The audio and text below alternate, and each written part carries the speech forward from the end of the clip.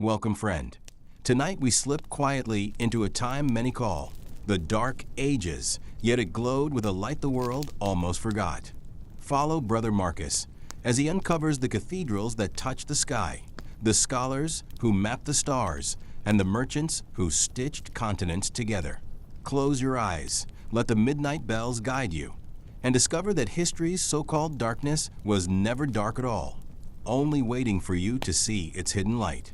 If this quiet journey inspires you, remember to like, subscribe, and share so more dreamers can join us on these softly spoken adventures.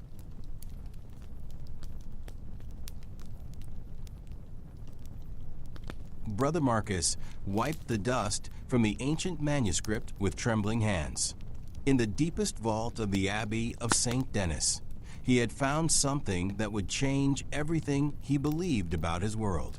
The parchment was older than anything in their collection, written in a script he barely recognized, yet the words that emerged as he translated sent chills down his spine. The year of our Lord 1187, he read aloud to the flickering candlelight. In this time when men call our age dark, I write to those who will come after, that they might know the truth of what we have achieved. Marcus had spent 15 years copying religious texts, believing like everyone else that his was an age of ignorance, that the light of learning had died with Rome. But this chronicle told a different story, one of innovation, discovery, and achievements that rivaled anything the ancients had accomplished. The manuscript spoke of cathedrals that soared higher than any Roman building, of mechanical clocks that divided time with precision unknown to Caesar, of universities where knowledge flourished beyond anything Alexandria had known. It described trade networks that connected Ireland to China, medical techniques that saved lives the ancients could never have preserved, and agricultural innovations that fed populations larger than Rome had ever sustained. As Marcus read deeper into the night, he began to understand that everything he had been taught about his own time was wrong. The Dark Ages were a myth, a story told by men who wanted to diminish the past to glorify their own achievements. The truth was far more extraordinary. His monastery wasn't just preserving knowledge, it was creating it. The Gothic cathedral rising outside his window wasn't just a house of worship. It was a marvel of engineering that pushed the boundaries of what was possible. The scholars debating in the scriptorium weren't just copying old texts. They were developing new ways of understanding the world. Marcus looked up from the manuscript as dawn broke through the narrow window. He had discovered something that would challenge everything people believed about the medieval world. But would anyone believe him? In an age that had been taught to see itself as backward, could he convince people that they were actually living in one of history's greatest periods of achievement? The chronicler who had written these words centuries ago had ended with a plea. Let those who come after know that we were not dwellers in darkness, but builders of light. Our achievements were not small, but great. Our time was not the end of civilization, but its transformation into something new and wonderful. Brother Marcus carefully closed the manuscript. Tomorrow he would begin his own chronicle, one that would tell the true story of the medieval world, not as an age of darkness, but as an era of remarkable light. But first, he needed to understand how this great deception had begun and why the world had forgotten its own magnificence. 3 months after his discovery, Brother Marcus stood at the gates of the University of Paris, the precious manuscript hidden in his traveling satchel. He had come to find Master Thomas, the greatest scholar of his age, hoping to verify what seemed impossible, that their entire understanding of history was wrong. The streets of Paris buzzed with intellectual energy that belied any notion of a dark age. Students from across Europe crowded the narrow lanes, debating in Latin, Arabic, and half a dozen vernacular languages. In the workshops, craftsmen created goods of such quality that merchants came from as far as China to purchase them. The city itself was a testament to medieval achievement. its Gothic Cathedral Notre Dame soaring higher than any building the Romans had ever constructed. Master Thomas received Marcus in his study, surrounded by texts in Latin, Greek, Arabic, and Hebrew. The old scholar's eyes widened as he examined the manuscript Marcus had brought. "Where did you find this?" he whispered, his voice filled with wonder and something approaching fear. "In the deepest vault of our abbey," Marcus replied. "It seems to be a chronicle from the time of the Third Crusade, but it speaks of our age in ways I've never heard before." Thomas was silent for a long moment, then moved to a locked chest in the corner of his study. From it, he withdrew several more manuscripts, their parchment yellow with age. "You are not the first to discover such documents," he said quietly. "For years, scholars have been finding evidence that contradicts everything we've been taught about our own time." He spread the manuscripts across his desk, each one telling a similar story. Chronicles that spoke of the 12th and 13th centuries not as a time of ignorance, but as an age of remarkable achievement. Accounts of scientific discoveries, technological innovations, and cultural developments that rivaled anything from antiquity. "But why," Marcus asked, "have these stories been suppressed? Why do we think of our own time as dark?" Thomas smiled sadly. "Because, my young friend, it serves certain purposes to diminish the past. When the humanists of Italy speak of their Renaissance, their rebirth, they need our time to be dead for their claims to have meaning. When the philosophers speak of enlightenment, they need our age to be dark for their light to seem bright." He pointed to a passage in one of the manuscripts. "Look here. This chronicler describes the cathedral schools that preceded our universities, teaching not just theology, but mathematics, astronomy, and natural philosophy. Here," he indicated another text, "an account of the innovations in agriculture that allowed our population to double in just 2 centuries. Marcus studied the documents with growing amazement. They described a world far different from the one he had been taught to imagine. "Then why don't more people know about this?" "Because," Thomas said gravely, "some truths are inconvenient. If people understood that our age had achieved great things, they might ask uncomfortable questions about why certain histories are promoted while others are forgotten." As the two scholars worked through the night, examining document after document, a picture emerged of systematic historical distortion. The Dark Ages weren't a natural phenomenon. They were a created myth, designed to serve the purposes of those who came after. "But we can change that," Marcus said as dawn approached. "We can tell the true story." Thomas nodded slowly. "Yes, but we must be careful. Truth has always been dangerous to those who profit from lies. Are you prepared for what this journey might cost?"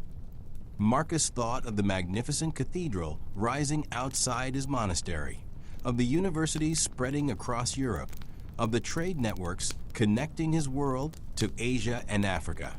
All of this had been achieved by people who were told they lived in darkness, but who created light nonetheless. "I am," he said simply. "The truth deserves to be told." Master Pierre de Montreuil stood atop the scaffolding of Notre Dame de Paris, surveying the work that had consumed 20 years of his life. The cathedral was nearing completion, its soaring spires and flying buttresses a testament to engineering knowledge that supposedly didn't exist in his dark age.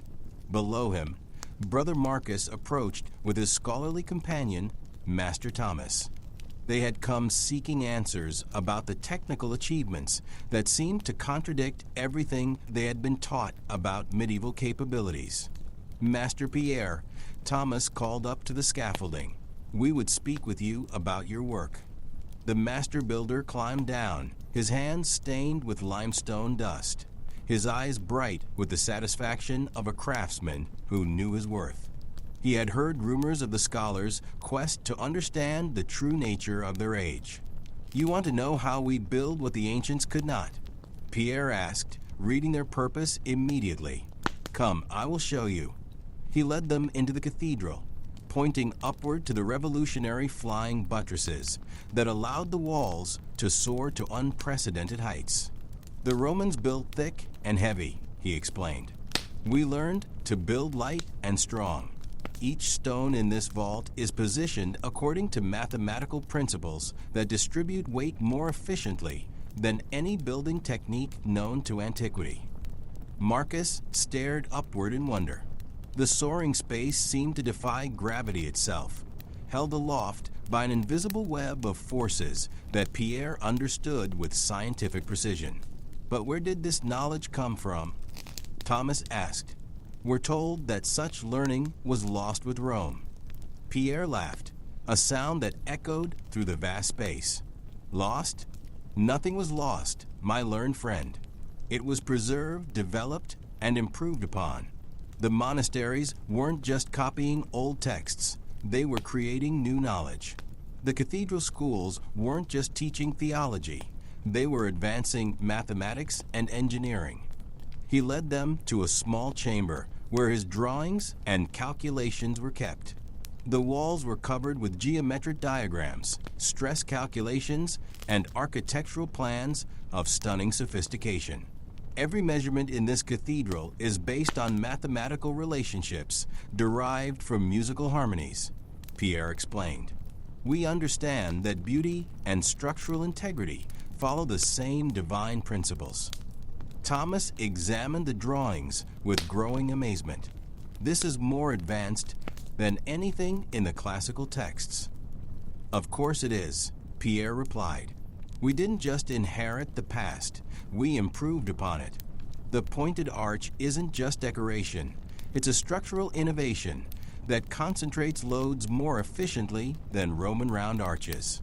The ribbed vault isn't just beautiful, it's an engineering solution that allows us to build higher and lighter than anyone before us. Marcus studied a drawing that showed the cathedral's acoustic properties. You even calculated how sound would travel through the space.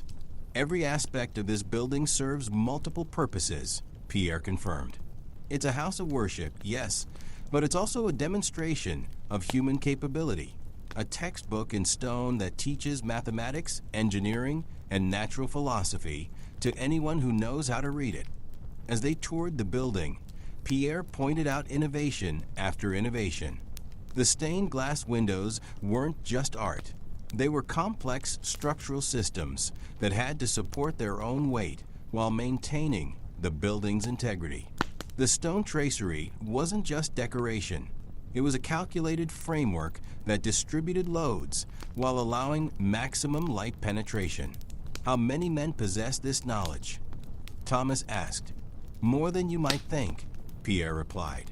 The guild system ensures that these techniques are passed down and improved upon by each generation. From England to Germany, from Spain to Poland, master builders are pushing the boundaries of what's possible. As they prepared to leave, Pierre pulled Marcus aside. You seek to understand why our age is called dark when it blazes with achievement? Look not to ignorance, but to politics. When the powerful want to claim they've brought light to the world, they must first convince everyone that the world was dark. Marcus nodded, understanding. The evidence was literally rising all around them, in cathedrals that surpassed anything Rome had built, in engineering techniques that wouldn't be equaled for centuries, in a building that would stand as a monument to medieval achievement for nearly 1,000 years. But this building will endure, Pierre said with quiet pride. Long after the myths about our dark age are forgotten, Notre Dame will stand as proof of what we truly accomplished. Giacomo Fibonacci stood in his counting house in Pisa, surrounded by letters from agents across the known world. The year was 1202, and his commercial network stretched from London to Alexandria, from Seville to Constantinople. In an age supposedly isolated and ignorant, he was coordinating trade on a scale that rivaled anything the Roman Empire had achieved. Brother Marcus and Master Thomas, had come to him seeking evidence of the commercial sophistication that seemed to contradict the narrative of medieval backwardness. Giacomo welcomed them with the enthusiasm of a man proud of his achievements. Dark Ages. Giacomo laughed as he spread maps across his desk. Look here. This ship carries silk from China and spices from India. This caravan brings furs from Russia and amber from the Baltic. My agents in Bruges are selling English wool to Flemish weavers who create cloth finer than anything Rome ever produced. The maps themselves were marvels, accurate depictions of trade routes that connected Europe to Asia and Africa through a complex network of commercial relationships. Giacomo pointed to marks indicating his various business partners and warehouses. In Palermo, I learned arithmetic from Arab mathematicians, he explained. Their number system, which they learned from Indian scholars, is revolutionizing commerce across Europe. Instead of struggling with Roman numerals, we can now calculate complex transactions with ease. Marcus examined the ledgers that recorded Giacomo's transactions. The bookkeeping system was sophisticated beyond anything he had imagined possible for the 13th century. Double-entry accounting, letters of credit, insurance contracts. All the tools of modern commerce were already in use. But how is such complexity possible in our supposedly backward age? Thomas asked. Backward. Giacomo shook his head. My friend, we live in the most commercially sophisticated age in human history. The Champagne fairs bring together merchants from across Europe 6 times a year. Italian bankers have established branches from Seville to Acre. The Hanseatic League connects dozens of cities in a commercial network that spans Northern Europe. He showed them examples of the commercial innovations that were transforming European society. Letters of credit allowed merchants to conduct business across vast distances without transporting dangerous amounts of precious metals. Partnership agreements distributed risk while pooling resources for large ventures.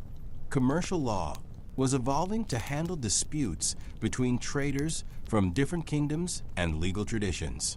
And the knowledge that makes this possible, Marcus asked, flows as freely as the goods, Giacomo replied. In the trading centers of Italy, Christian, Muslim, and Jewish merchants work side by side. Arabic numerals, Chinese innovations, Indian mathematics, Byzantine techniques, all are shared and improved upon. Commerce breaks down the barriers that politics creates. He led them to his warehouse, where goods from across the known world demonstrated the global reach of medieval trade. Chinese silk, Indian spices, Byzantine purple dye, English wool, Flemish cloth, German silver, Spanish leather. The medieval world was far more connected than any textbook suggested. The profits from this trade are funding something extraordinary, Giacomo continued, pointing toward the rising cathedral that dominated Pisa's skyline. Art, architecture, learning, all supported by commercial wealth that flows from our global connections. As they examined his records, a pattern emerged. The 12th and 13th centuries weren't just a time of local trade and limited horizons. They were an era of expanding commercial networks, innovative financial instruments, and growing wealth that supported unprecedented cultural achievements. Your own monastery benefits from this trade, Giacomo pointed out to Marcus. The parchment you write on comes from Spain, your ink from Germany, your knowledge from translations made possible by commercial contacts with the Islamic world. Thomas studied a letter from one of Giacomo's agents in Alexandria. The sophistication of these networks suggests a level of organization and planning that contradicts every stereotype about medieval society. Because the stereotypes are wrong, Giacomo said simply, we're not living in the ruins of a fallen civilization. We're building something new and extraordinary. Chinese silk, Indian spices, Byzantine purple dye, English wool, Flemish cloth, German silver, Spanish leather. The medieval world was far more connected than any textbook suggested. The profits from this trade are funding something extraordinary, Giacomo continued, pointing toward the rising cathedral that dominated Pisa's skyline. Art, architecture, learning, all supported by commercial wealth that flows from our global connections. As they examined his records, a pattern emerged. The 12th and 13th centuries weren't just a time of local trade and limited horizons. The commercial revolution of our time is creating wealth and connections that will transform the world. As they prepared to leave, Giacomo handed Marcus a small object, a coin minted in Baghdad, but found in a Viking settlement in Sweden. This coin traveled thousands of miles through dozens of different kingdoms and cultures. It's proof that our dark age is actually the most connected and commercially sophisticated period in human history. Marcus pocketed the coin, another piece of evidence that the world was far different from what they had been taught to believe. Lady Eleanor de Montfort received the two scholars in her solar at Kenilworth Castle, surrounded by books, maps, and correspondence that revealed the complex world of medieval politics and culture. As one of the most powerful women in 13th century England, she embodied the sophistication and achievement that supposedly didn't exist in the Dark Ages. "You seek to understand why our age is maligned as backward," she asked, having heard of their quest. "Perhaps because acknowledging our achievements would inconvenience those who claim to have rescued the world from ignorance." The solar itself contradicted every stereotype about medieval life. The walls were lined with books in Latin, French, and English. Maps showed trade routes connecting England to the Mediterranean and beyond. Musical instruments demonstrated the sophisticated polyphonic compositions that were revolutionizing European music. "I was educated alongside my brothers," Eleanor explained, noting Marcus's surprise at her learning. "The convent of Amesbury provided me with instruction in rhetoric, mathematics, astronomy, and natural philosophy. Such education for women isn't unusual. It's simply ignored by those who prefer to imagine our age as primitive." Thomas examined the books with growing amazement. Works of philosophy, poetry, history, and science filled the shelves, many of them written by contemporary authors rather than ancient authorities. The breadth of learning here rivals any university library. "Because learning in our time isn't confined to universities," Eleanor replied. "Noble households, monasteries, cathedral schools, all are centers of intellectual activity. The court of my grandfather, Henry II, attracted scholars from across Europe. Eleanor of Aquitaine made her court a center of literary innovation that influenced poetry across the continent." She showed them examples of the cultural flowering that was transforming 13th century Europe. Illuminated manuscripts that combined artistic beauty with scientific accuracy. Musical compositions that employed mathematical relationships to create unprecedented harmonic complexity. Literary works that explored psychological depths unknown to classical authors. But why is this cultural achievement ignored or dismissed? Marcus asked. Eleanor smiled knowingly. "Because it complicates convenient narratives. If our age produced great art, literature, and music, then claims about rescuing Europe from cultural barbarism become more difficult to sustain." She led them to a window that looked out over the castle's gardens, where agricultural innovations were visible in the careful organization of crops and the sophisticated irrigation systems that supported unprecedented productivity. "Even our agriculture surpasses anything the ancients achieved," she pointed out. "The three-field system, the heavy plow, new crops, and rotation techniques all have allowed our population to double in just 2 centuries. A dark age doesn't support population growth on such a scale." The evidence was everywhere Marcus looked. The castle itself was a marvel of engineering, with defensive innovations that incorporated the latest military technology. The stained glass in the chapel demonstrated advances in both chemistry and artistic technique. The very organization of the household revealed administrative sophistication that contradicted stereotypes about medieval chaos. Women play crucial roles in this cultural development, Eleanor continued. Hildegard of Bingen advances both medicine and theology. Marie de France creates new literary forms. Countless abbesses govern communities that are centers of learning and cultural production. Thomas studied a collection of legal documents that revealed the complexity of medieval law and administration. The sophistication of these legal and administrative systems suggests a level of governmental development that contradicts the myth of medieval anarchy. Because medieval society isn't anarchic, it's differently organized, Eleanor explained. The feudal system isn't primitive. It's a complex network of mutual obligations that provide security and order while allowing for local autonomy and cultural diversity. As their conversation continued, Eleanor revealed the international connections that linked her world to distant cultures. Diplomatic correspondence with Byzantine emperors, trade agreements with Italian merchants, intellectual exchanges with Islamic scholars. The medieval world was far more cosmopolitan than any modern textbook suggested. The Crusades, whatever their other effects, have created unprecedented cultural exchange between East and West, she noted. European soldiers return with knowledge of Islamic science, architecture, and philosophy that enriches our own intellectual traditions. Before they departed, Eleanor gave Marcus a manuscript, a copy of her own historical chronicle that recorded the achievements of their age with pride rather than apology. Tell the true story, she urged. Let people know that we live not in darkness, but in light, not at the end of civilization, but at the beginning of something new and wonderful. Marcus accepted the manuscript gratefully, another piece of evidence that the Dark Ages were anything but dark. Countless abbesses govern communities that are centers of learning and cultural production. Thomas studied a collection of legal documents that revealed the complexity of medieval law and administration.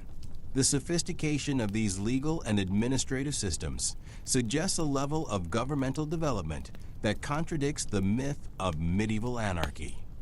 Because medieval society isn't anarchic, it's differently organized, Eleanor explained.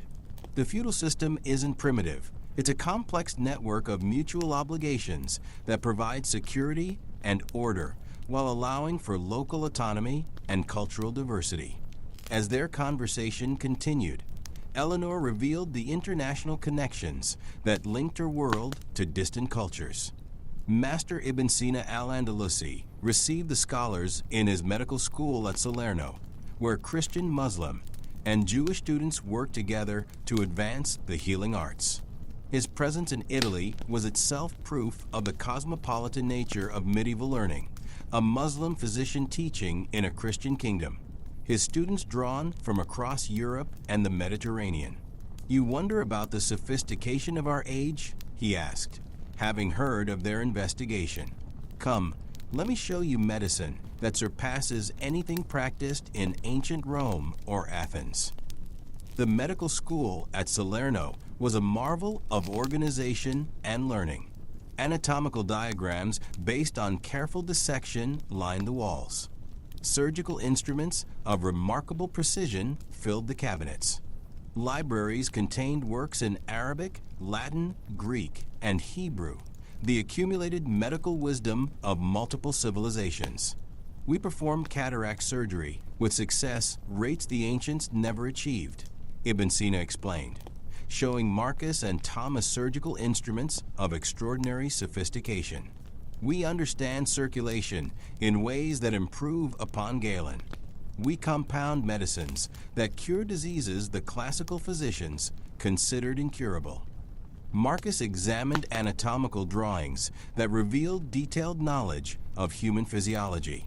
How is such learning possible when dissection is supposedly forbidden?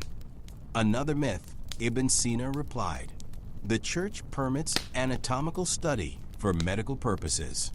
Mondino da Luzzi performs public dissections here in Salerno. We advance knowledge through direct observation rather than relying solely on ancient authorities. The evidence of medical sophistication was overwhelming. Surgical procedures that wouldn't be matched for centuries. Pharmaceutical knowledge that combined traditions from India, Persia, and Greece. Public health measures that kept medieval cities healthier than their ancient predecessors. But perhaps most importantly, Ibn Sina continued. We've established the first hospitals in European history, not just places where the sick go to die, but institutions dedicated to healing and medical education. Thomas studied records that showed the scope of medieval medical achievement. Life expectancy was increasing. Disease was better understood. Surgical techniques were advancing rapidly. The translation movement has been crucial, Ibn Sina explained. In Toledo, Cordoba, and Palermo, scholars translate medical texts from Arabic to Latin, from Greek to vernacular languages. Knowledge flows freely across religious and cultural boundaries. He showed them examples of medical innovations that were transforming European healthcare. Eyeglasses that extended the productive lives of scholars and craftsmen. Anesthetics that made complex surgery possible. Pharmaceutical techniques that created more effective medicines. And the training of physicians? Marcus asked. More systematic than ever before, Ibn Sina replied. Medical schools require years of study, practical experience, and rigorous examination. We're creating the first truly professional medical tradition in European history. The sophistication extended beyond individual treatment to public health measures that surpassed anything the ancient world had achieved. Medieval cities were developing systems for waste removal, water purification, and disease prevention that kept populations healthier despite increased urban density. The hospital system alone contradicts every stereotype about medieval society, Thomas observed. These institutions represent a level of social organization and charitable commitment unknown to classical antiquity. Ibn Sina nodded. Because medieval civilization isn't a decline from classical achievement, it's an advance upon it. We've taken the best of ancient learning and improved upon it through direct observation, systematic study, and international collaboration. As they toured the hospital wards, Marcus saw evidence of medical care that was both scientifically advanced and humanely administered. Patients received treatment regardless of their social status or religious affiliation. Medical students learned through hands-on experience under expert supervision. The myth of medieval medical ignorance serves those who want to claim credit for later advances, Ibn Sina explained. But the foundations of modern medicine are being laid here in our supposedly dark age. Before they left, he gave them a copy of his medical compendium, a work that would be used in European universities for the next 4 centuries. Let this be proof, he said, that our age heals rather than harms, advances rather than retreats, enlightens rather than darkens the world. Master Roger Bacon welcomed the 2 scholars into his workshop at Oxford, where mechanical devices of startling sophistication demonstrated the technological achievements of the 13th century. We've taken the best of ancient learning and improved upon it through direct observation, systematic study, and international collaboration. As they toured the hospital wards, Marcus saw evidence of medical care that was both scientifically advanced and humanely administered. Patients received treatment regardless of their social status or religious affiliation. Steam rose from alchemical apparatus. Gears turned in mechanical clocks, and optical instruments revealed the advancement of medieval science. They call our age dark because it suits their purposes, Bacon said without preamble, having heard of their quest. But look around you. Does this seem like the workshop of ignorant men? The room was filled with innovations that contradicted every stereotype about medieval technology. Mechanical clocks that divided time with unprecedented precision. Optical lenses that corrected vision and magnified distant objects. Chemical apparatus that produced materials unknown to the ancients. The watermill has been perfected in our time to perform dozens of tasks that once required human labor, Bacon explained, showing them drawings of mill mechanisms. We harness wind power with innovations the Romans never imagined. We produce steel of quality that surpasses anything the ancient world achieved. Marcus examined optical instruments that revealed sophisticated understanding of light and vision. These lenses, how are they made?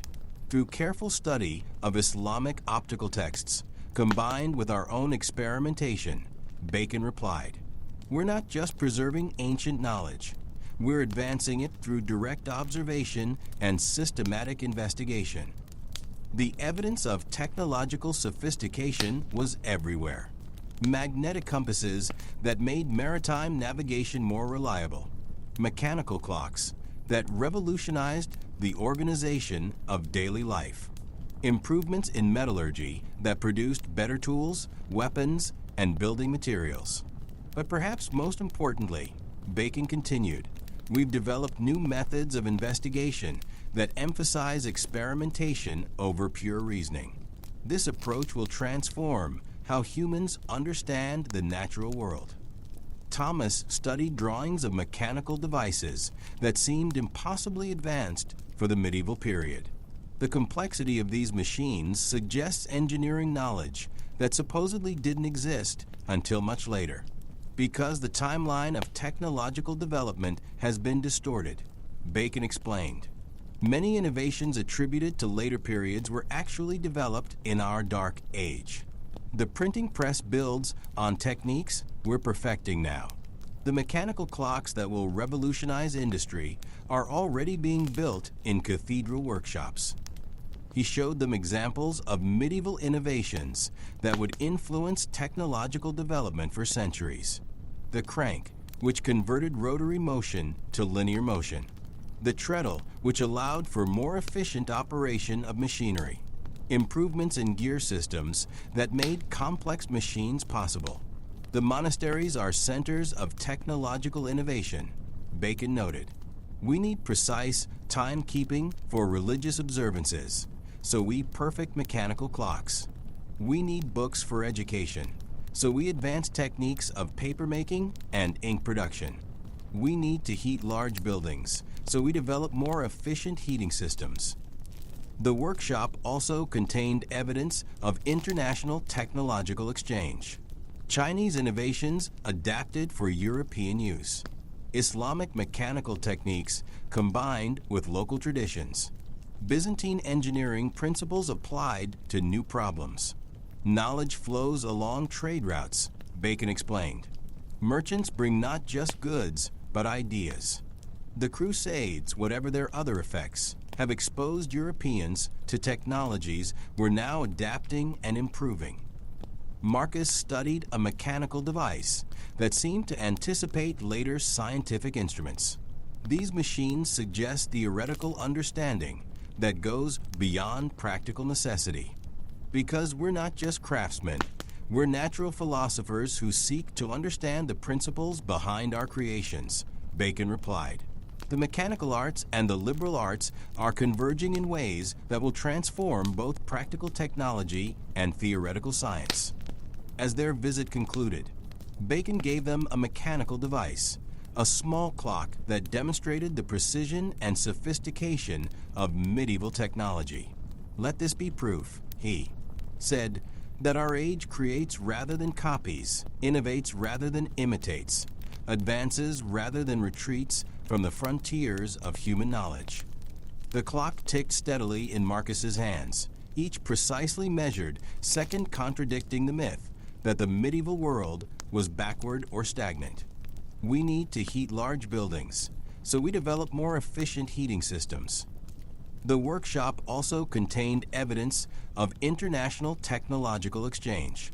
Chinese innovations adapted for European use. Islamic mechanical techniques combined with local traditions. Byzantine engineering principles applied to new problems. Knowledge flows along trade routes, Bacon explained. Merchants bring not just goods, but ideas. Sir Geoffrey de Montfort had returned from the Holy Land changed by experiences that contradicted everything he had expected about East and West. In his manor house in Leicestershire, he received the two scholars with the weariness of a man who had seen his worldview transformed by reality. "You seek truth about our age?" he asked, his voice carrying the weight of hard-won wisdom. "Then hear this. The East is not barbarous, and the West is not backward. Both are more sophisticated than we were taught to believe." His hall was decorated with artifacts from his time in the Crusader states. Islamic metalwork of extraordinary beauty, Byzantine silk of incredible fineness, weapons that combined European and Eastern techniques. Each object told a story of cultural exchange rather than simple conflict. "In Antioch, I fought alongside Armenian knights whose military techniques were superior to our own," Geoffrey recounted. "In Jerusalem, I learned siege tactics from engineers who understood mathematics. We're only beginning to master in England." Marcus examined a sword that combined European steel with Islamic decorative techniques. The craftsmanship suggests collaboration rather than conquest. "Because the reality of the Crusades is far more complex than the story suggests," Geoffrey replied. "Yes, there was warfare, but there was also trade, diplomacy, and intellectual exchange that transformed both civilizations." Thomas studied maps that showed the extent of cultural contact between East and West. These trade routes suggest economic relationships that survived military conflicts. "Merchants care little for religious differences when profits are at stake," Geoffrey observed. Italian traders established networks throughout the eastern Mediterranean that brought wealth to both Christians and Muslims. Sir Geoffrey de Montfort had returned from the Holy Land changed by experiences that contradicted everything he had expected about East and West. In his manor house in Leicestershire, he received the two scholars with the weariness of a man who had seen his worldview transformed by reality. "You seek truth about our age?" he asked, his voice carrying the weight of hard-won wisdom. "Then hear this. The East is not barbarous, and the West is not backward. Both are more sophisticated than we were taught to believe." His hall was decorated with artifacts from his time in the Crusader states.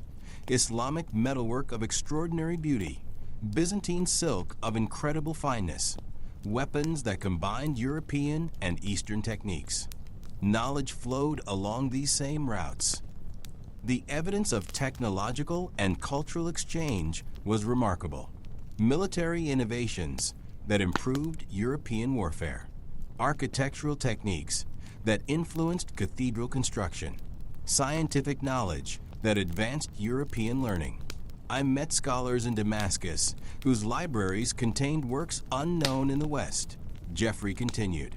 "But I also met Eastern scholars eager to learn about European innovations in agriculture, manufacturing, and military engineering." He showed them examples of cross-cultural learning that challenged stereotypes about medieval isolation.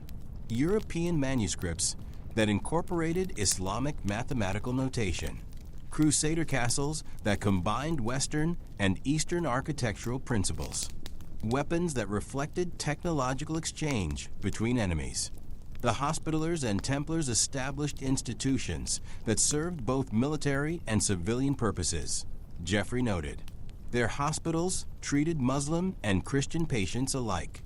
Their banking networks facilitated trade across religious boundaries. Marcus studied a medical text that combined European and Islamic knowledge. The sophistication of this synthesis suggests intellectual collaboration despite religious conflict. Because intelligent men recognize that truth transcends religious boundaries, Geoffrey replied. The greatest achievements of the Crusader period came from those who learned from their supposed enemies. The artifacts in Geoffrey's Hall revealed a world far more cosmopolitan than medieval stereotypes suggested. Arabic numerals being adopted for European commerce.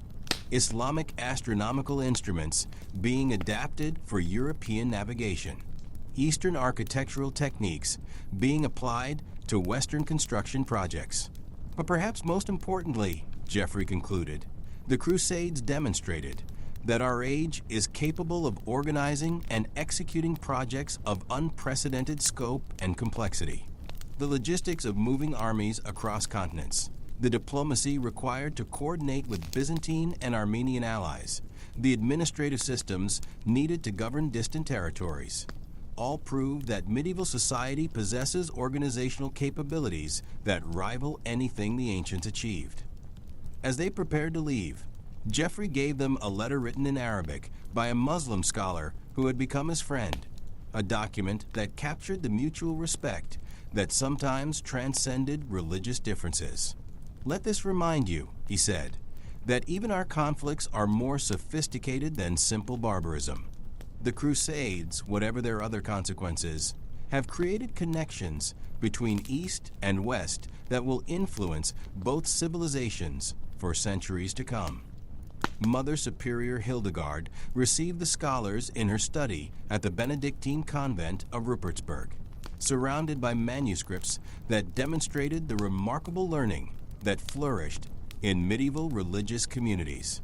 Her reputation as a physician, theologian, composer, and natural philosopher had attracted students from across Europe. "You wonder about the intellectual achievements of our age?" she asked, her eyes bright with the passion of a scholar who had devoted her life to learning. "Look around you. Does this seem like the library of an ignorant time?" The study was filled with works that contradicted every stereotype about medieval learning. Medical texts based on careful observation rather than ancient authority. Musical compositions that employed mathematical principles to create unprecedented harmonic complexity. Theological works that engaged seriously with Aristotelian philosophy and Islamic commentary. "We are not merely preserving ancient knowledge," Hildegard explained. "We are advancing it through systematic study, careful observation, and rigorous reasoning. The monastic schools are creating new knowledge, not just copying old texts." Marcus examined botanical drawings that revealed detailed knowledge of plant properties and medical applications. The accuracy of these observations suggests scientific method rather than mere tradition. "Because we combine reverence for authority with commitment to truth," Hildegard replied. "When observation contradicts received wisdom, we investigate further rather than simply accepting what we've been told." Thomas studied musical compositions that demonstrated sophisticated understanding of harmonic relationships. The mathematical complexity of this music suggests theoretical advancement that goes beyond classical models. "Music is mathematics made." Audible, Hildegard explained. "We study numerical relationships not just for their abstract beauty, but for their practical applications in creating music that elevates the soul while satisfying the mind." The evidence of intellectual sophistication extended beyond individual achievement to institutional development. Theological works that engage seriously with Aristotelian philosophy and Islamic commentary. "We are not merely preserving ancient knowledge," Hildegard explained. "We are advancing it through systematic study, careful observation, and rigorous reasoning." The convent operated schools that educated both religious and secular students. Libraries that preserved and copied manuscripts from across the known world. Hospitals that provided medical care based on the latest knowledge. "Women play crucial roles in medieval intellectual life," Hildegard noted. "Convents are centers of learning where women can pursue education and scholarship. Female rulers like Eleanor of Aquitaine patronized poets and philosophers. Women writers like Marie de France create new literary forms. She showed them examples of the international scholarly networks that connected medieval intellectual centers, correspondence with scholars in Constantinople, Cordoba, and Paris, manuscripts that traveled between monasteries across Europe, ideas that flowed freely across political and cultural boundaries. The supposed isolation of medieval monasteries is another myth, Hildegard observed. We maintain connections with intellectual centers throughout Europe and beyond. Knowledge flows as freely as prayer across the boundaries that divide secular societies. Marcus studied a medical compendium that combined traditions from classical antiquity, Islamic medicine, and original observation. The synthesis achieved here suggests intellectual sophistication that contradicts stereotypes about medieval learning. Because medieval scholarship isn't about choosing between ancient wisdom and contemporary observation, Hildegard explained. We seek to understand truth wherever it's found, whether in the works of Aristotle or Avicenna, in the writings of Augustine, or our own investigations. The conversation revealed the depth and breadth of medieval intellectual achievement, natural philosophy that anticipated later scientific developments, theological speculation that engaged seriously with philosophical challenges, literary creation that explored psychological and spiritual depths unknown to classical authors.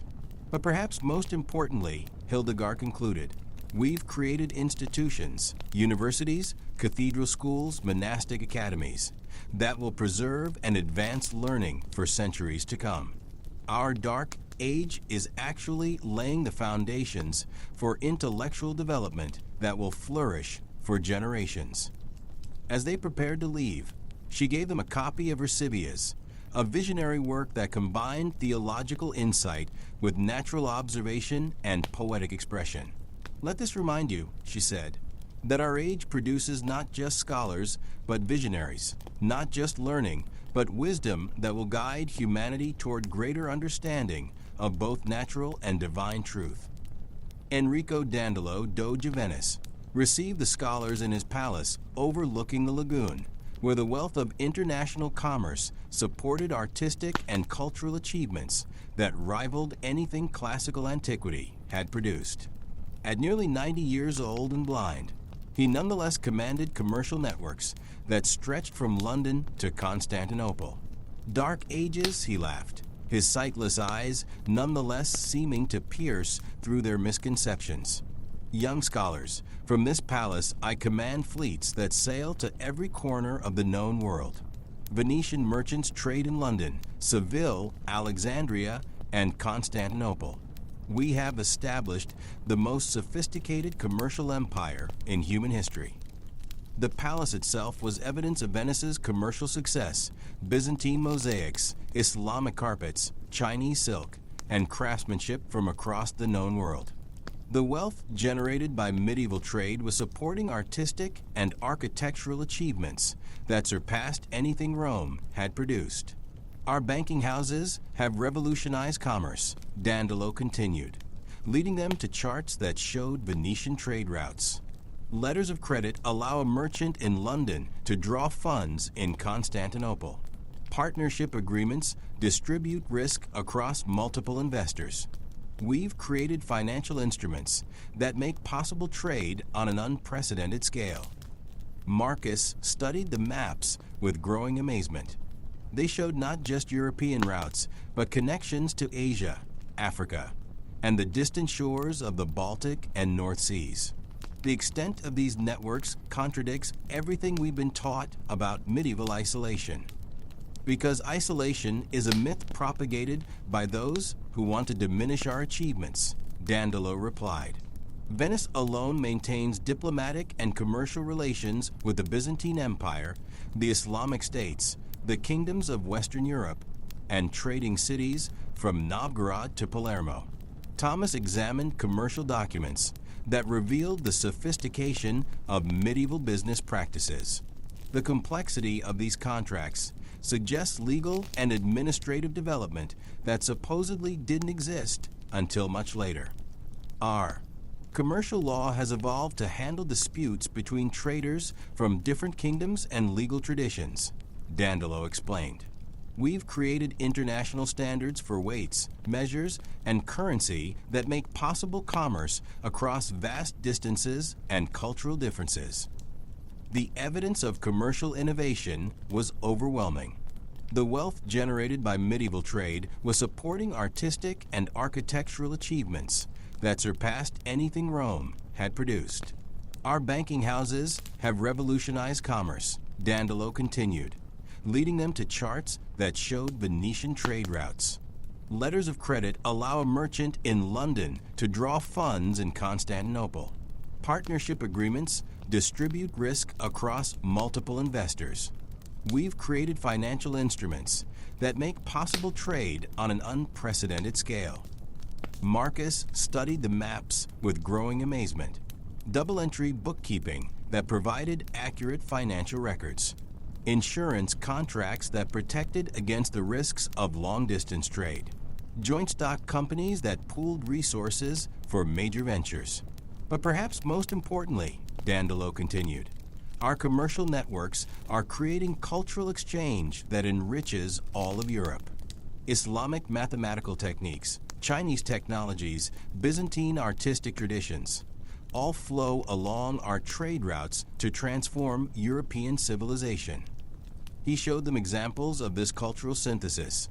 Islamic decorative techniques applied to European metalwork, Chinese silk weaving methods adapted for European production, Byzantine architectural principles influencing Venetian construction.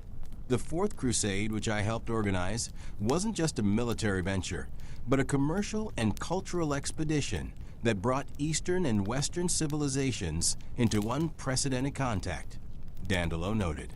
Whatever one thinks of its political consequences, it accelerated cultural exchange that is transforming both worlds. Marcus studied a ledger that recorded trade with distant Asian markets. These commercial relationships suggest knowledge of geography and navigation that contradicts stereotypes about medieval limitations. Our navigators use magnetic compasses, accurate charts, and astronomical instruments that allow for precise ocean navigation, Dandolo explained. We understand currents, winds, and seasonal patterns across the Mediterranean, Black Sea, and northern European waters. The conversation revealed that medieval Venice was not just a successful trading city, but the hub of a commercial revolution that was transforming European society. Joint stock companies that pooled resources for major ventures. But perhaps most importantly, Dandolo continued, our commercial networks are creating cultural exchange that enriches all of Europe. The wealth generated by international trade was supporting artistic achievement, architectural innovation, and cultural development that rivaled the greatest periods of classical antiquity. Before you leave, Dandolo said, remember this. The commercial networks we've created are laying the foundation for everything that will follow. The banking techniques, the legal innovations, the navigational knowledge, the cultural exchanges, all are preparing Europe for even greater achievements in the centuries to come. As they departed, he gave them a small piece of Chinese silk, a tangible reminder that the medieval world was connected to the farthest reaches of human civilization. Master Albertus Magnus received the scholars in his study at the University of Paris, surrounded by books and instruments that demonstrated the intellectual revolution transforming 13th century Europe. Known as the greatest natural philosopher of his age, he embodied the synthesis of reason and faith that characterized medieval learning. You seek to understand the true nature of our age, he asked, setting aside a manuscript on which he had been working. Then observe this. We are not just preserving ancient learning. We are transforming it through systematic inquiry and rigorous reasoning. His study contained works in Latin, Arabic, Greek, and Hebrew, the fruits of a translation movement that had made available to European scholars the accumulated wisdom of multiple civilizations. But these weren't just copies of ancient texts. They were annotated, commented upon, and developed in ways that advanced knowledge beyond its classical sources. My student Thomas is developing a synthesis of Aristotelian philosophy and Christian theology that will influence European thought for centuries, Albertus explained, pointing to manuscripts covered with dense argumentation.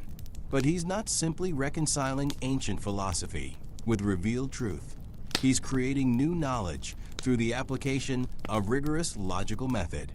Marcus examined natural history texts that combined classical sources with original observation. These botanical and zoological descriptions go far beyond anything in ancient authorities. Because we believe that the book of nature can be read as carefully as the book of Scripture, Albertus replied. Direct observation, systematic classification, experimental investigation. These methods are advancing our understanding of the natural world beyond anything the ancients achieved. Thomas studied philosophical manuscripts that demonstrated the sophistication of medieval logical analysis. The complexity of these arguments suggests intellectual development that contradicts stereotypes about medieval thought. Medieval scholasticism isn't mere repetition of ancient authorities, Albertus explained. We've developed new methods of argument, new logical techniques, new ways of organizing and analyzing knowledge that represent genuine intellectual advancement. The evidence of scholarly achievement was everywhere in the study. Known as the greatest natural philosopher of his age, he embodied the synthesis of reason and faith that characterized medieval learning. You seek to understand the true nature of our age, he asked, setting aside a manuscript on which he had been working. Then observe this. We are not just preserving ancient learning. We are transforming it through systematic inquiry and rigorous reasoning. His study contained works in Latin, Arabic, Greek, and Hebrew, the fruits of a translation movement that had made available to European scholars the accumulated wisdom of multiple civilizations. Mathematical texts that advanced beyond Euclidean geometry, astronomical works that improved upon Ptolemaic models, medical treatises that corrected ancient errors through careful observation. The university system itself is our age's greatest educational innovation, Albertus noted. We've created institutions that bring together the best minds from across Europe, that establish standards for scholarly investigation, that preserve and advance knowledge in systematic ways. He showed them examples of the international scholarly community that connected medieval universities, correspondence with scholars in Oxford, Bologna, and Salamanca, manuscript exchanges that spread new ideas across European intellectual centers, student movements that carried knowledge from one university to another. A student can begin his education in Paris, continue it in Oxford, and complete it in Bologna, finding familiar methods and standards wherever he goes, Albertus explained. We've created the first truly international community of scholars in European history. The conversation revealed the breadth and depth of medieval intellectual achievement, the development of new logical methods that would influence reasoning for centuries, the creation of comprehensive systems of knowledge that integrated classical learning with contemporary discovery, the establishment of educational institutions that would preserve and advance learning for generations. But perhaps most importantly, Albertus concluded, we've demonstrated that human reason can comprehend both natural and divine truth. The compatibility of philosophy and theology, of ancient wisdom and contemporary investigation, of reason and faith. This synthesis will provide the intellectual foundation for everything that follows. Marcus studied a manuscript that combined Aristotelian natural philosophy with Islamic commentary and Christian theology.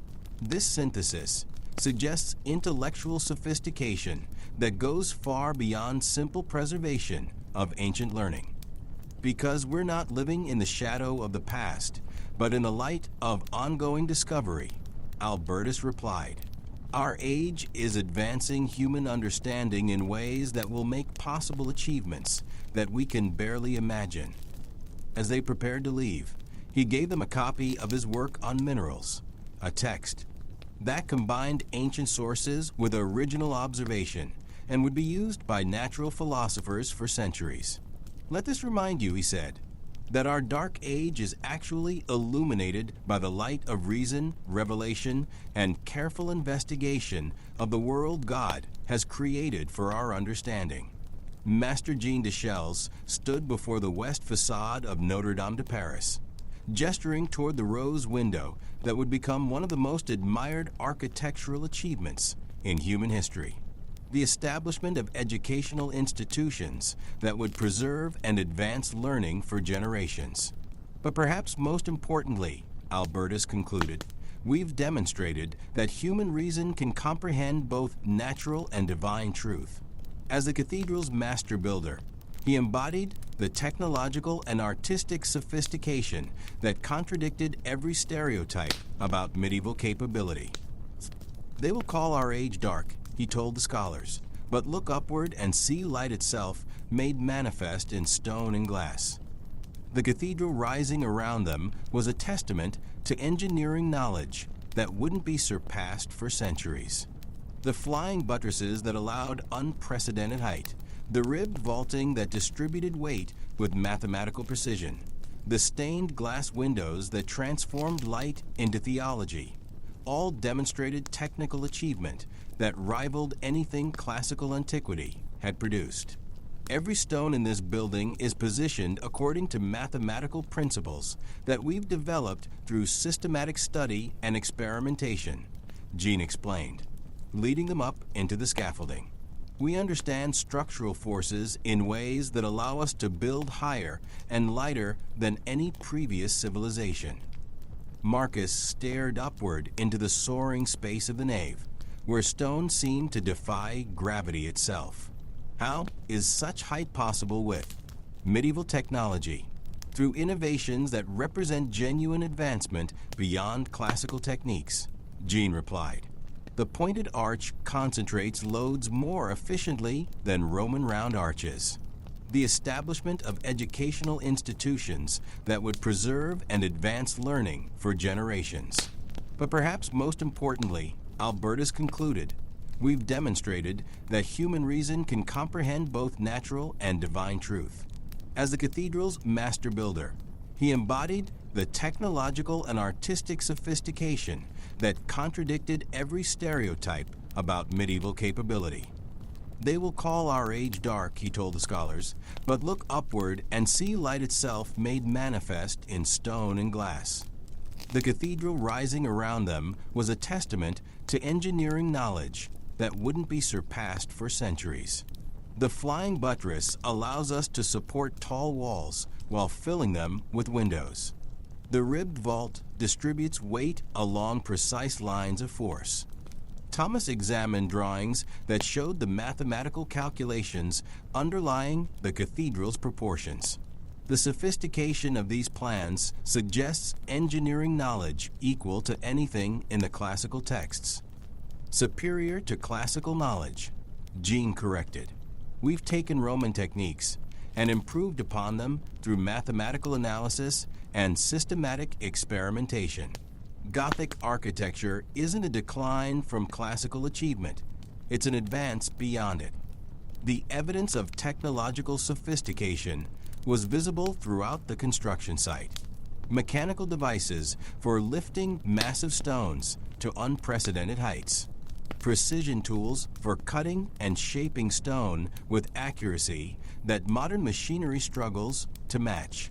Organizational systems that coordinated the work of hundreds of craftsmen over decades.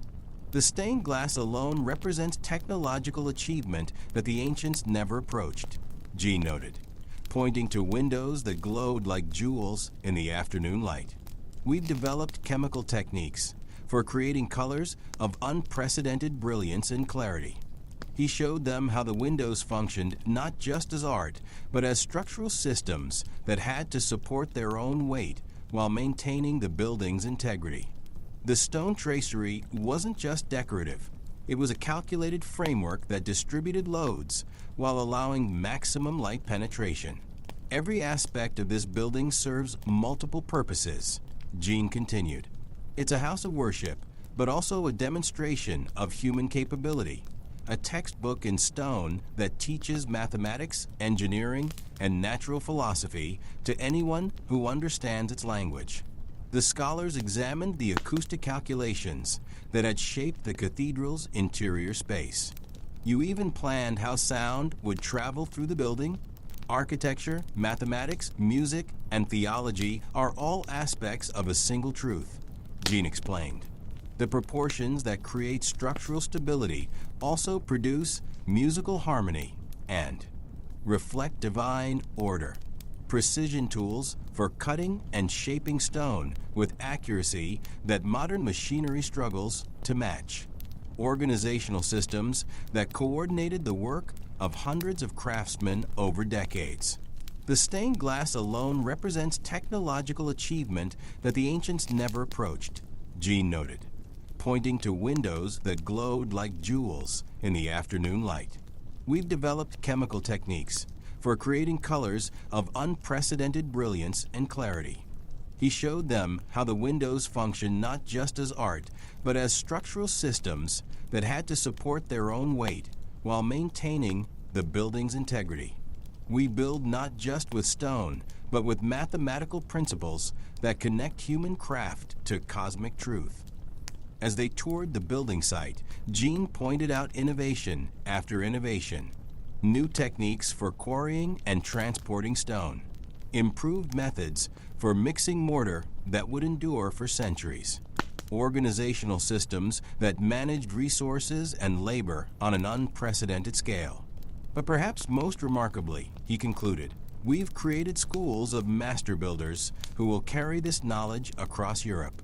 From England to Germany, from Spain to Poland, cathedrals are rising that demonstrate the technical and artistic achievements of our age. Before they left, Jean showed them a small model of the completed cathedral, a vision of architectural perfection that would inspire builders for centuries to come. Let this remind you, he said, that our age builds not just for today, but for eternity. These cathedrals will stand as monuments to medieval achievement long after the myths about our darkness are forgotten. Brother William of Moerbeek received the scholars in the Translation Center at Viterbo, where the greatest scholarly project of the medieval period was transforming European intellectual life. Surrounded by manuscripts in Greek, Arabic, Hebrew, and Latin, he was overseeing the translation of the complete works of Aristotle from their original Greek into precise Latin translations. You wonder about the intellectual sophistication of our age, he asked, looking up from a particularly challenging passage in Aristotle's Physics. Consider this, we are not only preserving ancient learning, but making it available to European scholars for the first time since the fall of Rome. The Translation Center was a marvel of scholarly organization. Greek manuscripts rescued from Constantinople, Arabic translations of lost classical works, Hebrew commentaries on philosophical texts, all were being systematically translated and copied for distribution to universities across Europe. The Islamic scholars preserved classical learning when it was lost to the West, William explained, showing them Arabic manuscripts of remarkable beauty and accuracy. But they also improved upon it, adding commentaries, corrections, and original developments that advanced knowledge beyond its classical sources. Marcus examined a manuscript that contained Aristotle's text alongside Arabic commentary and new Latin annotations. This synthesis suggests intellectual collaboration across religious and cultural boundaries. Because truth transcends such boundaries, William replied. The greatest scholars of our age, whether Christian, Muslim, or Jewish, recognize that wisdom belongs to all humanity. Surrounded by manuscripts in Greek, Arabic, Hebrew, and Latin, he was overseeing the translation of the complete works of Aristotle from their original Greek into precise Latin translations. You wonder about the intellectual sophistication of our age, he asked, looking up from a particularly challenging passage in Aristotle's Physics. Consider this. We are not only preserving ancient learning, but making it available to European scholars for the first time since the fall of Rome. The Translation Center was a marvel of scholarly organization. We learned from Averroes and Avicenna as eagerly as from Augustine and Jerome. Thomas studied translation techniques that revealed sophisticated understanding of linguistic and philosophical problems. The precision of these translations suggests scholarly methods equal to anything in later periods. We developed new techniques for rendering philosophical concepts from one language to another, William explained. Simple word-for-word translation isn't sufficient when dealing with complex abstract ideas. We must understand the philosophical systems behind the words and find Latin expressions that capture their meaning. The evidence of scholarly achievement extended beyond individual texts to institutional development. Translation schools that trained scholars in multiple languages. Copying centers that produced accurate manuscripts for distribution across Europe. Networks of correspondence that connected scholars from Ireland to Sicily. This translation movement is revolutionizing European intellectual life, William noted. Ideas that were lost for centuries are becoming available again. New philosophical and scientific concepts are challenging traditional understanding. The intellectual awakening of our time rivals anything classical antiquity achieved. He showed them examples of the international scholarly collaboration that made such achievements possible. Christian scholars working with Muslim philosophers in Spain. Jewish translators mediating between Arabic and Latin traditions. Greek scholars from Constantinople sharing their linguistic knowledge with Western colleagues. The Crusades, whatever their military consequences, have created intellectual contacts that are transforming both Eastern and Western learning, William observed. European scholars are discovering Greek manuscripts in captured cities. Islamic scholars are encountering Latin texts through diplomatic exchanges. The conversation revealed the scope and sophistication of medieval scholarly achievement. The systematic translation of classical philosophical and scientific texts. The development of new logical and analytical methods. The creation of comprehensive systems of knowledge that would influence European thought for centuries. But perhaps most importantly, William concluded, we're creating the intellectual foundation for all future development. The works we're translating and the methods we're developing will make possible achievements that we can barely imagine. Marcus studied a freshly completed translation of Aristotle's Metaphysics, its margins filled with notes and commentaries that demonstrated the depth of medieval philosophical engagement. This level of scholarly sophistication contradicts every stereotype about medieval intellectual life. Because the stereotypes are designed to diminish our achievements, William replied. When later ages want to claim they've rescued learning from darkness, they must first convince people that learning was actually dark. As they prepared to leave, he gave them copies of newly completed translations, works that would transform European universities and lay the foundation for the great philosophical systems of the later medieval period. Remember this, he said. Our age doesn't just preserve the past. It transforms and transcends it through scholarly achievement that will influence human thought for generations to come. Isabella Fibonacci sat in her father's counting house in Pisa, demonstrating the mathematical innovations that were revolutionizing European commerce. The development of new logical and analytical methods. The creation of comprehensive systems of knowledge that would influence European thought for centuries. But perhaps most importantly, William concluded, we're creating the intellectual foundation for all future development. As the daughter of Leonardo Fibonacci, She had grown up surrounded by the new arithmetic that was transforming trade and laying the foundation for scientific advancement. The old Roman numerals were adequate for simple counting, she explained to the scholars. But complex commercial calculations require the Hindu-Arabic system my father learned in Islamic lands. The counting house was filled with evidence of mathematical sophistication that contradicted stereotypes about medieval numerical illiteracy. Ledgers that recorded complex transactions using place value notation. Calculation tablets that allowed rapid arithmetic operations. Commercial documents that demonstrated advanced understanding of interest, exchange rates, and profit calculations. Watch, Isabella said, demonstrating calculations on an abacus. With these numbers, I can perform in minutes calculations that would take hours using Roman numerals. Multiplication, division, calculation of compound interest, all become practical for everyday commercial use. Marcus studied examples of the new mathematical notation with growing amazement.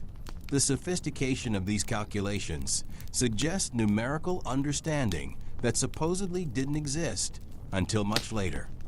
My father's Liber Abaci is revolutionizing not just commerce, but all mathematical thinking in Europe, Isabella explained.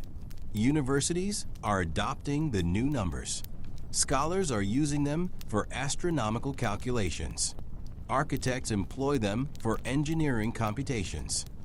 Thomas examined commercial problems that required advanced mathematical reasoning.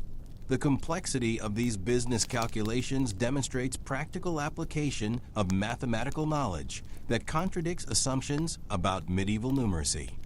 Because medieval merchants aren't simple traders, but sophisticated businessmen who need accurate mathematical tools, Isabella replied. International commerce requires precise calculations of exchange rates, shipping costs, insurance premiums, and profit margins. The evidence of mathematical advancement extended beyond basic arithmetic to geometric and algebraic concepts that were being developed for practical applications. Techniques for calculating areas and volumes. Methods for solving complex proportional problems. Approaches to optimization that maximize commercial efficiency. The mathematical knowledge being developed in Italian commercial centers is spreading throughout Europe, Isabella noted. Our techniques are being adopted by scholars in Paris, merchants in London, and architects in Cologne. She showed them examples of the international mathematical exchange that was accelerating European development. Islamic texts being translated and adapted for European use. Chinese innovations being transmitted through commercial networks. Byzantine mathematical traditions being incorporated into Western practice. The translation of mathematical works is as important as the translation of philosophical texts, Isabella observed. We're not just learning new calculation techniques, but new ways of thinking about numerical relationships and mathematical proof. The conversation revealed the crucial role of mathematics in medieval technological and intellectual development, the use of mathematical principles in architectural design, the application of numerical analysis to astronomical observation, the development of mathematical methods that would later influence scientific revolution. But perhaps most importantly, Isabella concluded, we're demonstrating that mathematics isn't just abstract speculation, but practical knowledge that improves human life. Our numerical systems make possible more accurate commerce, more efficient production, and more sophisticated engineering. Marcus studied examples of mathematical applications that span from commercial calculation to architectural design. This breadth of mathematical application suggests systematic development rather than isolated innovation. Because our age is creating integrated systems of knowledge where practical and theoretical understanding support each other, Isabella replied. The mathematics needed for commerce advances the geometry needed for architecture, which develops the calculation methods needed for astronomy. As they prepared to leave, She gave them a copy of her father's work, a mathematical text that would influence European numerical thinking for centuries. "Let this remind you," she said, "that our dark age is actually calculated with precision, organized through systematic thinking, and advanced through mathematical innovation that will make possible achievements we can barely envision." Brother Marcus returned to his monastery as dawn broke over the Gothic cathedral that dominated the skyline. The development of mathematical methods that would later influence scientific revolution. But perhaps most importantly, Isabella concluded, "We're demonstrating that mathematics isn't just abstract speculation, but practical knowledge that improves human life." In his satchel, he carried dozens of manuscripts, letters, and artifacts that told the true story of his age, not a tale of darkness and ignorance, but a chronicle of achievement and innovation that rivaled anything in human history. Master Thomas walked beside him, his own collection of evidence equally compelling. Together, they had discovered that the Dark Ages were a myth created by later generations who needed to diminish the past to glorify their own achievements. "The pattern is clear," Thomas said as they approached the monastery gates. "Every aspect of our age contradicts the narrative of medieval backwardness. We build higher than the Romans, trade more extensively than any previous civilization, and create knowledge that advances beyond classical achievement." Marcus nodded, thinking of all they had learned. The technological innovations that were transforming European society. The intellectual achievements that were laying foundations for future development. The cultural creations that would influence Western civilization for centuries. "But why," he asked, "has this truth been hidden? Why do people believe our age is dark when the evidence of light is all around them?" "Because," Thomas replied, "it serves certain purposes to create such myths. When Renaissance humanists want to claim they've rescued learning from barbarism, they need medieval learning to appear barbaric. When Enlightenment philosophers want to argue they've brought reason to the world, they need previous ages to seem unreasonable." As they entered the monastery, Marcus looked back at the cathedral, whose construction had occupied decades and represented the pinnacle of engineering achievement. Every stone proclaimed the sophistication of medieval civilization, yet future generations would somehow convince themselves that the builders were primitive. In his cell, Marcus laid out all the evidence they had gathered. Chronicles that recorded technological innovation, scientific texts that advanced beyond classical learning, commercial documents that revealed economic sophistication, artistic works that demonstrated cultural achievement, legal codes that showed administrative competence. "We must write our own chronicle," he said to Thomas. "We must tell the truth about our age, so that future generations will know what was really achieved in the supposed Dark Ages."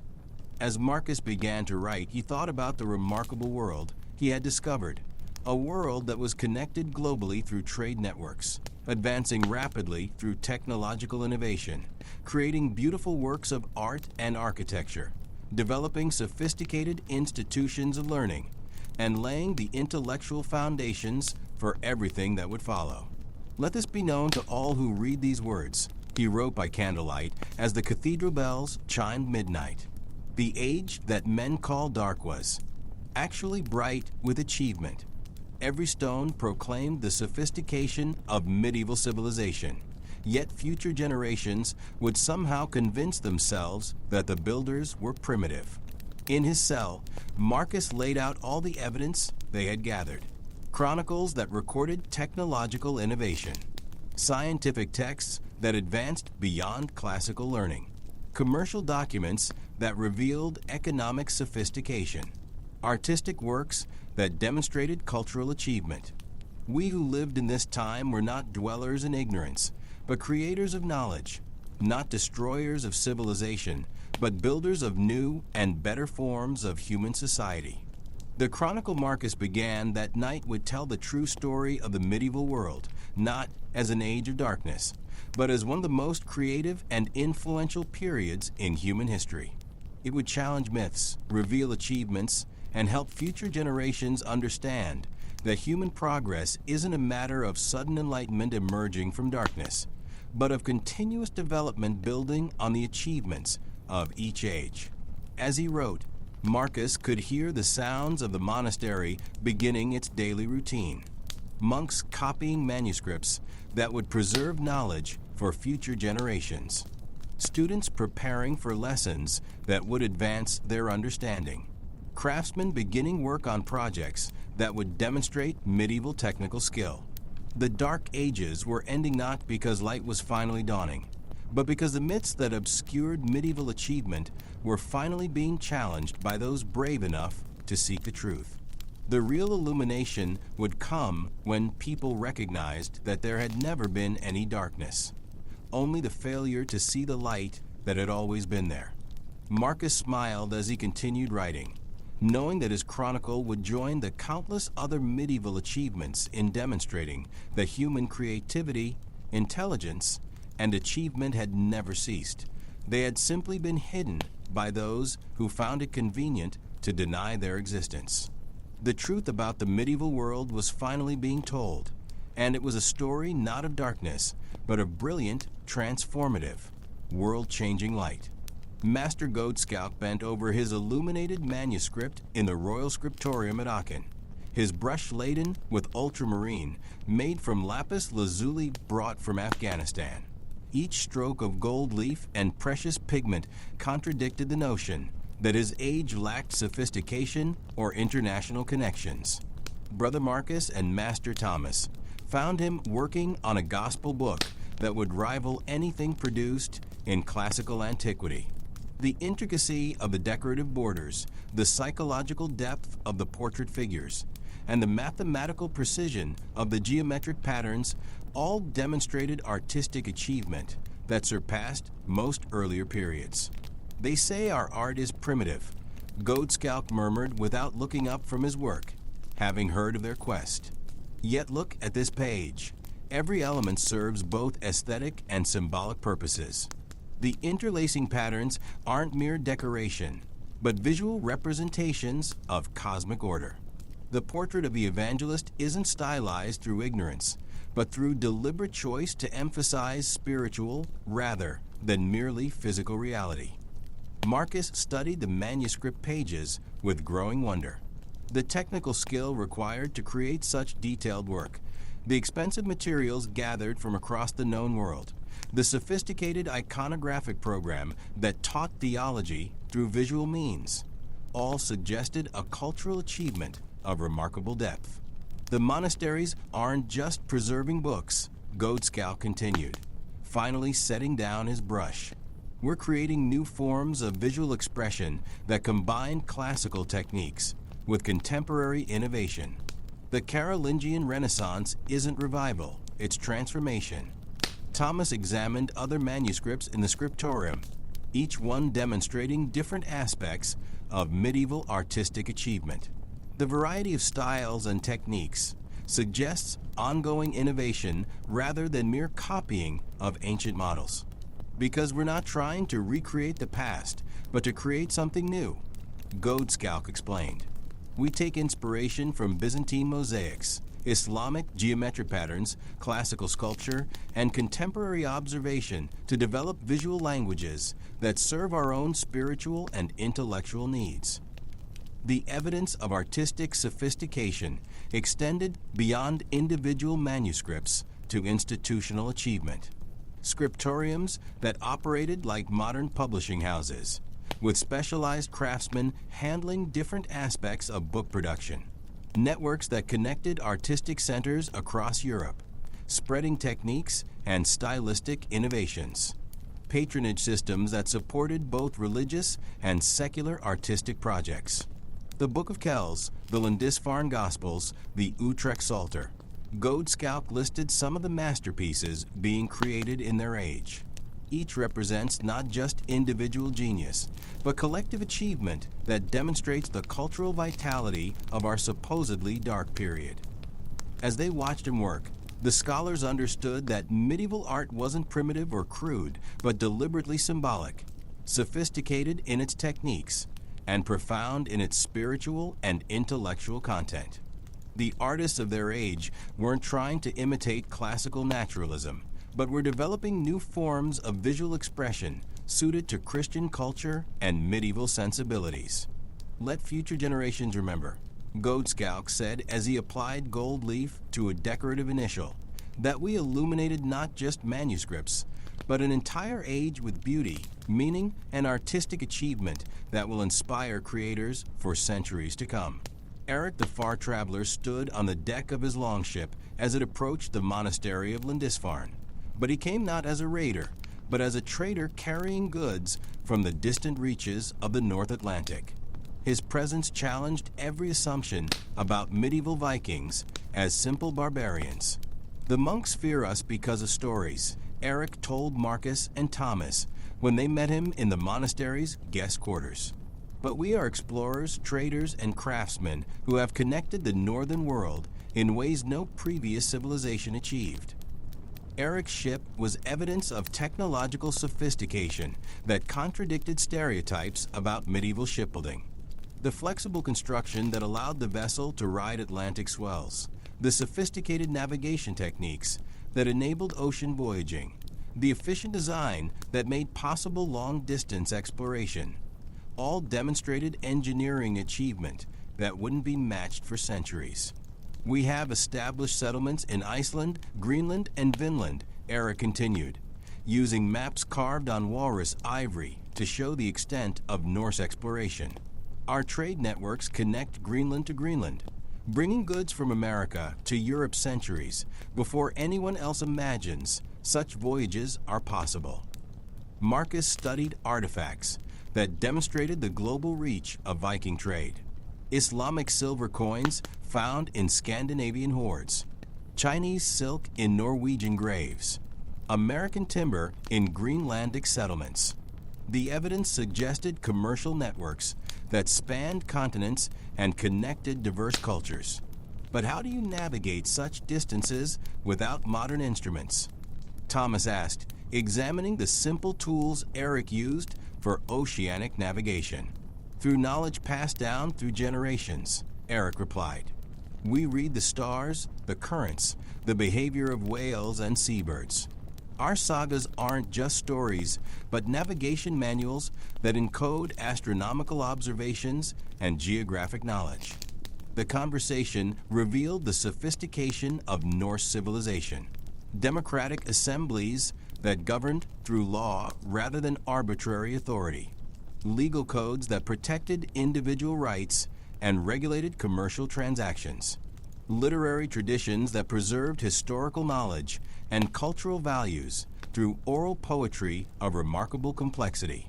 The runes aren't primitive scratches, but a writing system adequate for recording laws, contracts, and poetry, Eric explained, showing them carved stones that contain sophisticated legal and literary texts. We have our own universities in the Thing assemblies, where law and history are debated and preserved. The evidence of Viking achievement extended beyond exploration and trade to technological innovation, shipbuilding techniques that influenced European design, metallurgy that produced superior weapons and tools, agricultural methods that made possible settlement in challenging northern environments. We are not destroyers of civilization, but creators of a different kind of civilization, Eric concluded. One based on exploration rather than conquest, on trade rather than taxation, on law rather than tyranny. As they parted, Eric gave them a piece of Greenlandic ivory carved with runic inscriptions, tangible proof that the medieval world was far more connected and sophisticated than any textbook suggested. Ibn Rushd, known in the Latin West as Averroes, received the Christian scholars in his library in Cordoba, where Islamic Christian and Jewish learning converged in one of the medieval world's greatest intellectual centers. His presence in Islamic Spain demonstrated the cosmopolitan nature of medieval civilization. You seek truth about your age? He asked, setting aside a commentary on Aristotle he had been writing. Then understand this: learning knows no religious boundaries. The light of knowledge shines equally on all who seek it with sincere hearts and rigorous minds. The library was a wonder that challenged every assumption about medieval intellectual isolation. Works in Arabic, Latin, Hebrew, and Greek filled the shelves.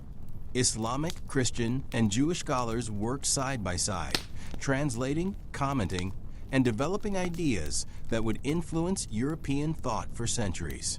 The works of Aristotle that your universities are now discovering? Ibn Rushd smiled. We have been studying, improving, and commenting upon them for centuries. My commentaries are already being translated into Latin for use in Paris and Oxford. Marcus examined manuscripts that demonstrated the sophistication of Islamic scholarship, mathematical works that advanced beyond classical sources, medical texts that corrected ancient errors through careful observation, philosophical treatises that developed new approaches to fundamental questions. But how is such learning possible when we're told that Islamic civilization is hostile to reason? Thomas asked, studying astronomical instruments of remarkable precision. Another myth created by those who find it convenient to demonize other civilizations.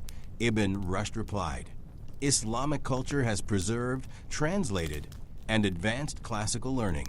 We have created new mathematical techniques, discovered new astronomical phenomena, developed new medical treatments. The evidence of Islamic intellectual achievement was overwhelming. The House of Wisdom in Baghdad that had attracted scholars from across the known world. The translation movement that had preserved classical learning when it was lost elsewhere. The original research that had advanced human knowledge in every field of study. Consider this, Ibn Rushd said, showing them a world map of remarkable accuracy. Islamic explorers have traveled to India, China, and Africa, creating geographic knowledge that surpasses anything since classical antiquity. Our merchants have established trade networks that connect Europe to Asia through commercial relationships that benefit all parties. The conversation revealed the crucial role of Islamic civilization in medieval intellectual development, the preservation of classical texts that would otherwise have been lost, the advancement of mathematical and scientific knowledge through original research, the creation of educational institutions that influenced the development of European universities. The intellectual exchange between Islamic and Christian scholars is transforming both civilizations, Ibn Rushd noted. Ideas flow freely across religious boundaries because truth is universal and belongs to all humanity. As they prepared to leave, he gave them copies of his Aristotelian commentaries, works that would profoundly influence medieval European philosophy. Remember this, he said. The medieval world is not a collection of isolated civilizations, but a connected intellectual community where learning advances through dialogue, exchange, and mutual respect among scholars of all backgrounds.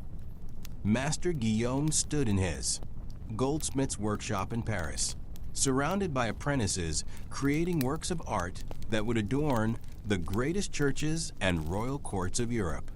The advancement of mathematical and scientific knowledge through original research. As head of the Goldsmiths Guild, he embodied the sophisticated organization and technical excellence that characterized medieval craftsmanship. They speak of our age as crude and backward, he said, examining a golden reliquary of extraordinary beauty and complexity. Yet look at this work, the precision of the casting, the delicacy of the engraving, the sophistication of the enamel techniques. Roman goldsmiths never achieved such excellence. Brother Marcus and Master Thomas studied the workshop with growing amazement. The organization of labor that allowed complex projects to be completed efficiently. The technical knowledge that produced works of unsurpassed quality. The business practices that coordinated production and distribution across international markets. The guild system isn't just about protecting craftsmen, Guillaume explained. We maintain standards of quality, provide systematic training, and ensure that techniques are preserved and improved from generation to generation. The evidence of medieval industrial sophistication was visible throughout the workshop. Precision tools that enabled detailed work. Chemical knowledge that produced superior alloys and finishes. Organizational methods that coordinated complex projects involving multiple specialists. A single reliquary might require the collaboration of goldsmiths, enamelers, gem cutters, and ivory carvers, Guillaume noted. We've developed project management techniques that would be impressive in any age. Thomas examined examples of medieval metalwork that demonstrated technical achievement rivaling modern production. The quality of these pieces suggests manufacturing capabilities that contradict assumptions about medieval industry. Because medieval industry isn't primitive but sophisticated, Guillaume replied. We've improved upon classical techniques through systematic experimentation and careful observation. Our steel is superior to Roman steel. Our glass is clearer than ancient glass. Our textiles are finer than classical fabrics. The conversation revealed the breadth of medieval industrial achievement. Water-powered machinery that increased production efficiency. Chemical techniques that improved product quality. Transportation networks that connected producers to international markets. The guild system is creating the first systematic approach to industrial education, Guillaume explained. Apprentices receive 7 years of training. Journeymen travel to learn techniques from other centers. Masters must demonstrate competence through rigorous examination. The evidence extended beyond individual craftsmanship to institutional innovation. Legal frameworks that protected intellectual property and regulated competition. Quality control systems that maintain standards across different regions. Commercial networks that distributed products throughout Europe and beyond. Our workshops are training the craftsmen who will build the cathedrals, create the manuscripts, and produce the goods that make medieval civilization possible, Guillaume noted. The guild system is preserving and advancing technical knowledge that will influence European development for centuries. As they prepared to leave, he gave them a small golden ornament, a perfect example of medieval craftsmanship that demonstrated the technical and artistic achievement of their supposedly dark age.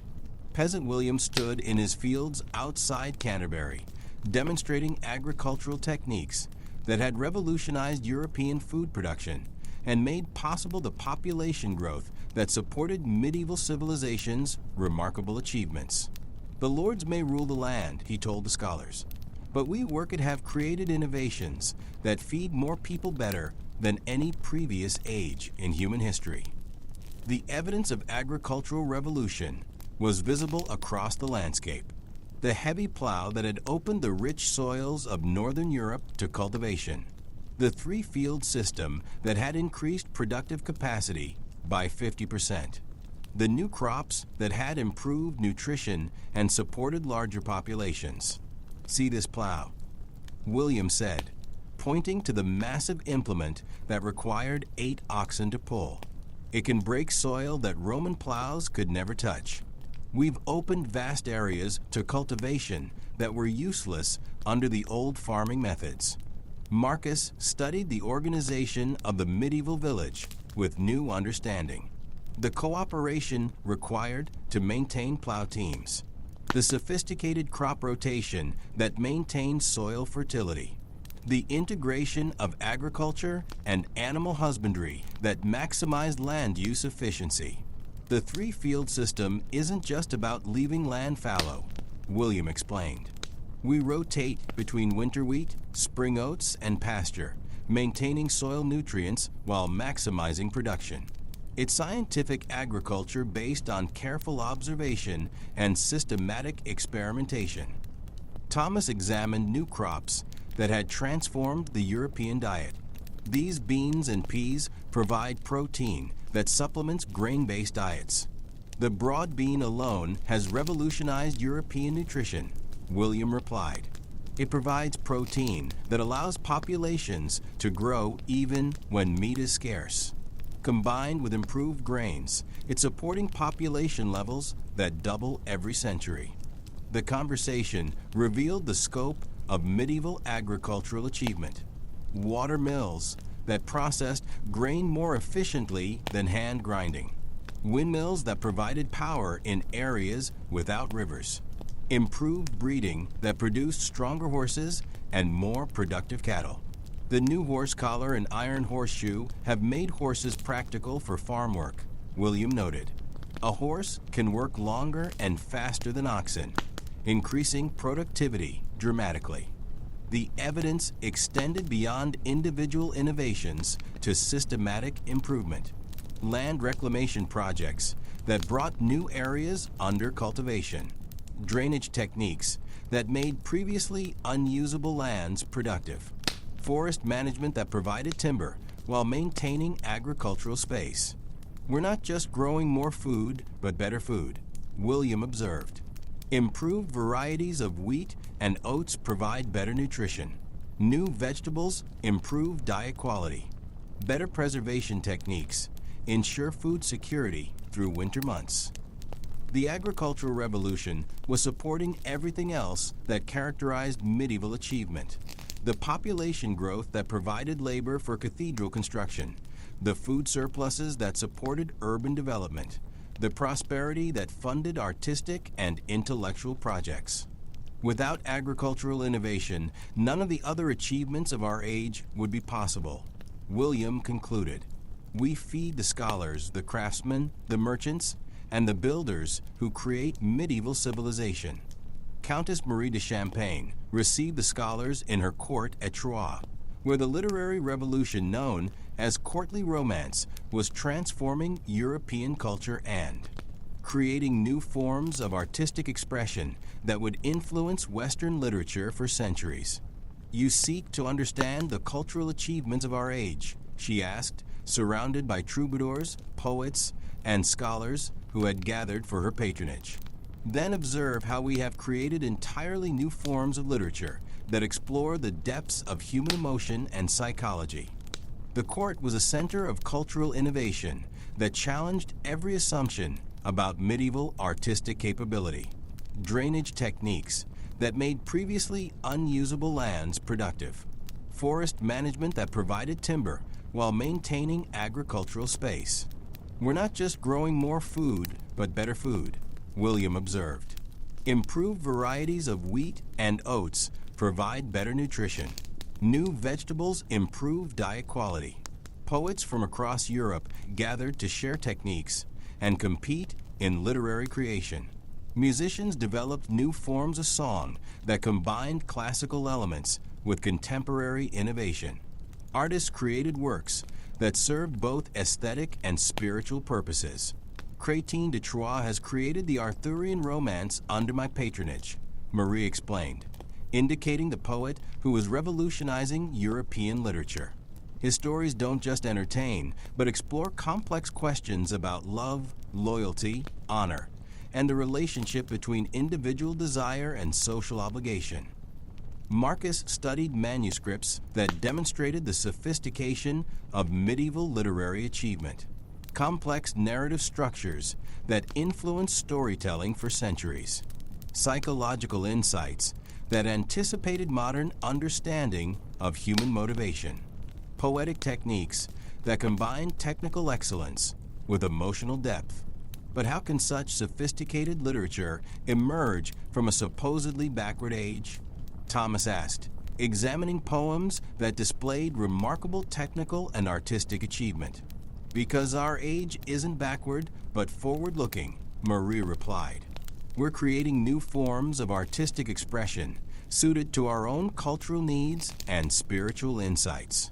Courtly literature isn't primitive, but represents artistic innovation that goes beyond classical models." The evidence of cultural sophistication extended beyond individual works to institutional achievement. Patronage systems that supported artistic creation, educational programs that trained poets and musicians, networks that connected cultural centers across Europe and facilitated artistic exchange. The courts of Eleanor of Aquitaine, myself, and other noble patrons are creating a cultural renaissance that rivals anything classical antiquity achieved. Marie noted, we're supporting not just individual artists, but entire artistic movements that are transforming European culture. The conversation revealed the international scope of medieval cultural achievement, troubadour poetry spreading from southern France across Europe, musical innovations influencing composition from England to Sicily, literary themes and techniques being adapted and developed in multiple languages and cultural contexts, love poetry, heroic romance, religious drama, satirical verse. Marie listed the literary innovations being developed in her court. We're creating art forms that will influence European literature until the end of time. The evidence extended beyond literature to other cultural achievements. Musical compositions that employed mathematical principles to create unprecedented harmonic complexity. Artistic patronage that supported both religious and secular projects. Educational innovations that made cultural participation possible for broader segments of society.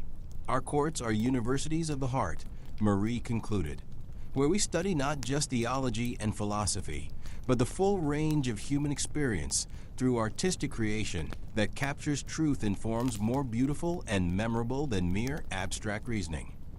Captain Benedetto stood on the deck of his ship in the harbor of Amalfi, studying charts that recorded the extent of medieval maritime achievement. His navigational knowledge contradicted every assumption about medieval geographical understanding and technical capability. They will say our age knew nothing of the wider world, he told Marcus and Thomas, spreading his charts on the ship's table. Yet look at these records. We sail regularly to Alexandria, Constantinople, Acre, and Palermo. Our knowledge of winds, currents, and coastal features surpasses anything the ancients achieved.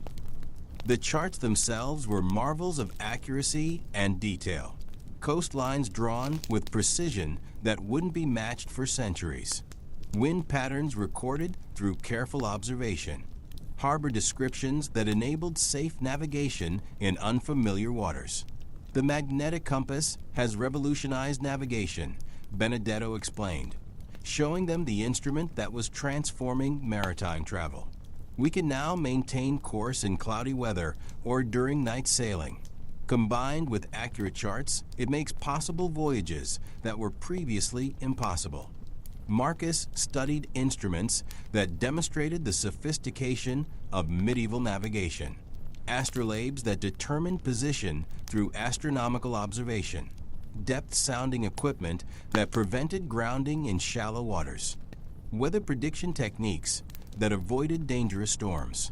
But how do you acquire such detailed knowledge of distant waters? Thomas asked, examining charts that showed remarkable familiarity with the entire Mediterranean and parts of the Atlantic. Through systematic observation and record-keeping passed down through generations of navigators, Benedetto replied, every voyage adds to our knowledge. We share information with other captains, creating collective wisdom that benefits all maritime commerce. The evidence of medieval maritime achievement was impressive. Regular commercial voyages that connected Europe to Asia and Africa. Shipbuilding techniques that produced vessels capable of oceanic travel. Port facilities that handled international trade on an unprecedented scale. Italian maritime republics, Venice, Genoa, Pisa, Amalfi, have created commercial empires that span the known world, Benedetto noted. Our ships carry goods from London to Alexandria, from Seville to Constantinople.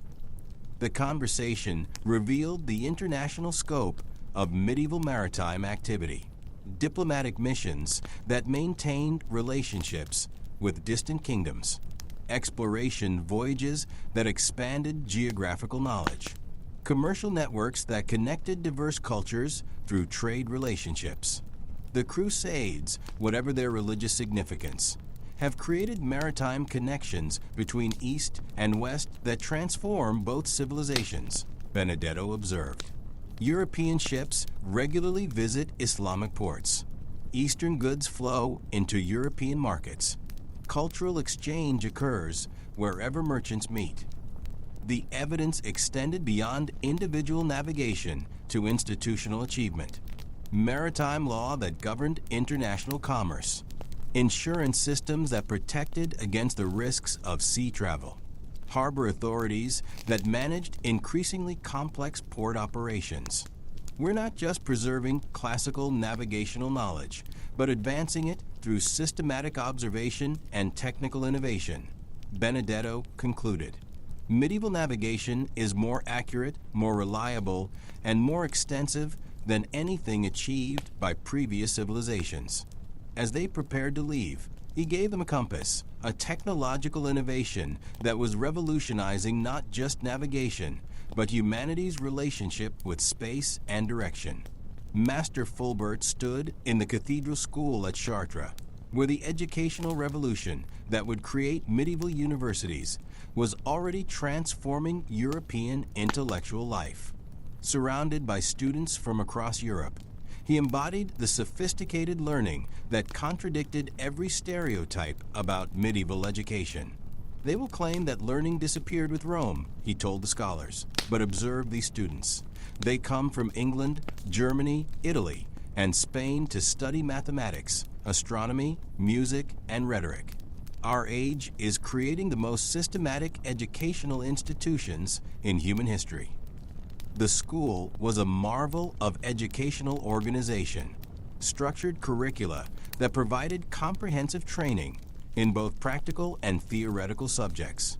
International student body that created the first truly cosmopolitan learning community in European history.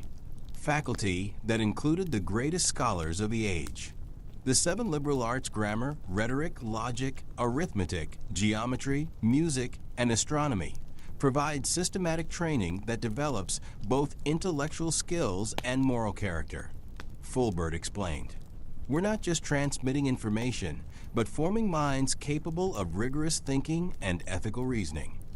Marcus studied educational methods that demonstrated remarkable sophistication, dialectical techniques that developed critical thinking skills, mathematical instruction that included both theoretical and practical applications, scientific observation that combined classical authorities with contemporary investigation. But how can such advanced education exist in our supposedly backward age? Thomas asked, examining texts that revealed the breadth and depth of medieval learning. Because our age isn't backward, but educationally innovative, Fulbert replied. We've taken classical educational principles and adapted them to Christian culture, creating new forms of learning that serve both intellectual and spiritual development. The evidence of educational achievement extended beyond individual schools to institutional innovation. Networks that connected educational centers across Europe. Standards that ensured quality and consistency in instruction. Methods that made advanced learning accessible to talented students regardless of their social background. Cathedral schools, monastic academies, and the emerging universities are creating educational opportunities that surpass anything available in classical antiquity, Fulbert noted. We're democratizing learning while maintaining the highest intellectual standards. The conversation revealed the international scope of medieval educational development. Students traveling between different centers of learning. Faculty exchanging ideas and methods across cultural boundaries. Text circulating throughout European intellectual networks. The educational institutions we're creating will provide the foundation for all future intellectual development, Fulbert observed. The methods we're developing, the standards we're establishing, the knowledge we're preserving and advancing, all will influence European learning for centuries to come. The evidence extended beyond formal education to broader cultural achievement. Increased literacy rates that supported expanding literary production, educational opportunities for women that created female scholars and writers, technical training that advanced craftsmanship and manufacturing. We're creating a civilization where learning is valued, supported, and systematically advanced. Fulber concluded. Our dark age is actually the most educationally progressive period in human history. Bishop Suger of St. Denis received the scholars in his newly completed abbey church, where he had created the first example of Gothic architecture and established the aesthetic principles that would transform European building for centuries. His achievement demonstrated the sophisticated theological, artistic, and technical knowledge that characterized medieval civilization. "You wonder about the achievements of our age?" he asked, gesturing toward the soaring space around them. "Then contemplate this building. It represents not just architectural innovation, but a complete synthesis of theology, mathematics, engineering, and artistic vision." The Abbey Church was revolutionary in ways that contradicted every assumption about medieval capability. The pointed arches that distributed weight more efficiently than classical techniques. The flying buttresses that enabled unprecedented height. The stained glass windows that transformed light into theology. Light is the symbol of divine presence, Suger explained, leading them through the luminous interior. But creating this theological program required advances in engineering, chemistry, and artistic technique that go far beyond anything the ancients achieved. Marcus studied the building with new understanding. Every element served both practical and symbolic purposes. The mathematical proportions that created structural stability also reflected divine order. The architectural innovations that made the building possible also expressed theological insights. But how did you develop such revolutionary building techniques? Thomas asked, examining the complex engineering that made the Gothic style possible. Through collaboration between theologians, mathematicians, and master builders who worked together to solve both spiritual and practical problems, Suger replied. Gothic architecture isn't just engineering or just art. It's systematic application of human knowledge to express divine truth. The evidence of medieval architectural achievement was visible throughout the building. Technical innovations that influenced construction for centuries. Artistic programs that taught theology through visual means. Organizational methods that coordinated complex projects involving hundreds of craftsmen. This building required knowledge of mathematics, engineering, chemistry, and logistics that demonstrates the sophisticated technical capability of our age, Suger noted. The stained glass alone represents chemical knowledge that produces colors of unprecedented brilliance and clarity. The conversation revealed the institutional achievement that made such projects possible. Economic systems that generated wealth to fund major construction. Educational institutions that trained the craftsmen needed for complex building projects. Administrative systems that coordinated resources and labor over decades. Gothic architecture is spreading throughout Europe because it represents solutions to both spiritual and practical problems, Suger observed. We're creating building techniques that will influence European construction until the end of time. The evidence extended beyond architecture to broader cultural achievement. Theological systems that integrated classical philosophy with Christian revelation. Artistic traditions that combined technical excellence with spiritual insight. Educational innovations that trained both scholars and craftsmen. Our age isn't just building churches, but creating comprehensive systems of knowledge that will provide the foundation for all future achievement, Suger concluded. The Gothic synthesis of reason and faith, art and science, theory and practice represents the intellectual maturity of medieval civilization.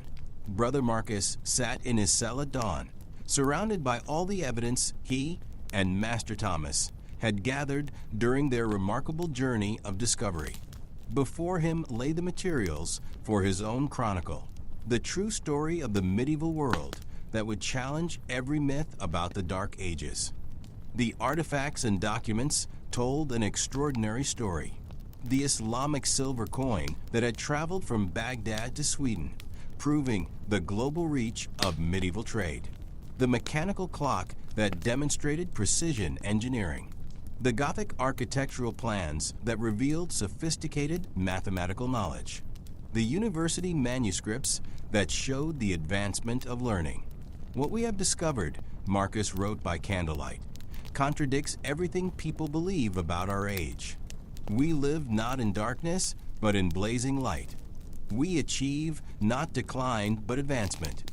We create not destruction, but beauty, knowledge, and institutions that will endure for centuries. Thomas entered the cell carrying the final pieces of their investigation, letters from scholars across Europe who had shared similar discoveries. The pattern was clear and overwhelming. The medieval world was achieving unprecedented things in every area of human endeavor. The evidence is irrefutable, Thomas said, settling beside Marcus at the writing desk. Gothic cathedrals that surpass classical architecture, universities that advance beyond ancient learning, trade networks that connect Europe to Asia and Africa, agricultural innovations that support larger populations than ever before. Marcus continued writing, chronicling each area of medieval achievement they had investigated, the technological innovations that were transforming European society, the intellectual developments that were laying foundations for future scientific advancement, the cultural creations that would influence Western civilization for generations. But why has this truth been hidden? Marcus asked, pausing in his writing to contemplate the magnitude of their discovery. Because it serves certain purposes to create myths about medieval backwardness, Thomas replied. When later ages want to claim they've rescued civilization from barbarism, they need our age to appear barbaric. When philosophers want to argue they've brought enlightenment to the world, they need previous periods to seem dark. The chronicle Marcus was writing would tell a different story, one based on evidence rather than propaganda, on achievement rather than myth, on the remarkable light that blazed throughout the medieval world rather than the imaginary darkness that never existed. Let this be our legacy, Marcus wrote in his final passage. Let future generations know that the age they call dark was actually bright with human achievement. We who lived in this time were not dwellers in ignorance, but creators of knowledge, not destroyers of civilization, but builders of new and better forms of human society. As dawn broke fully over the monastery, illuminating the Gothic cathedral that dominated the skyline, Marcus completed his chronicle. It would join the countless other medieval achievements as proof that human creativity, intelligence, and progress had never ceased. They had simply been hidden by those who found it convenient to deny their existence. The Dark Ages were ending not because light was finally dawning, but because the truth about medieval achievement was finally being told. The real illumination would come when people recognized that there had never been any darkness, only the failure to see the light that had always been there. Brother Marcus smiled as he set down his pen, knowing that his chronicle would help restore the reputation of one of history's greatest periods of human achievement. The medieval world deserved to be remembered not as an age of darkness, but as an era of brilliant, transformative, world-changing light. The truth had been told at last. The Yendi this chronicle, though written as fiction, is based on historical evidence that demonstrates the remarkable achievements of the medieval period. The Gothic cathedrals, the universities, the technological innovations, the trade networks, the intellectual developments, all were real accomplishments of an age that was anything but dark.